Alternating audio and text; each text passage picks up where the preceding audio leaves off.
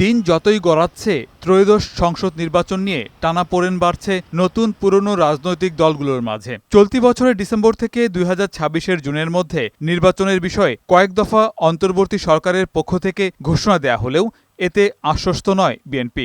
আশা নিরাশার দোলাচলে না থেকে দ্রুত নির্বাচনের পথে হাঁটতে চায় দলটির হাইকমান্ড। তাই নির্বাচনে সুনির্দিষ্ট রোডম্যাপ ঘোষণার জন্য বুধবার প্রধান উপদেষ্টার সাথে বৈঠকে বসবে বিএনপির প্রতিনিধি দল। ওনার বক্তব্য, ওনার প্রেস সচিবের বক্তব্য, তাতে করে আমাদের কাছে মনে হয়েছে এই যে নির্বাচনটি একটা অনিশ্চিত অবস্থার মধ্যে পড়ে যাচ্ছে।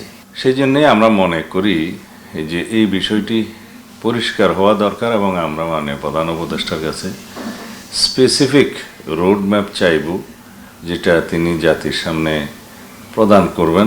নির্বাচনের প্রস্তুতি নাকি রাজপথ, কোনটি হবে বিএনপির সামনের দিনের কর্মকৌশল তা চূড়ান্ত করতে চান নীতি নির্ধারকরা।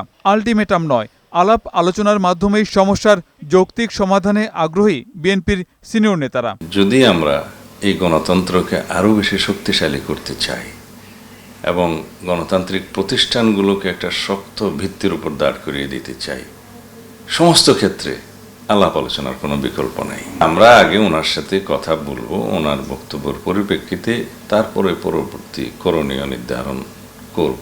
বুধবার বেলা 12টায় রাষ্ট্রীয় অতিথি ভবন যমুনায় প্রধান উপদেষ্টার সাথে বৈঠকে বসবে বিএনপি।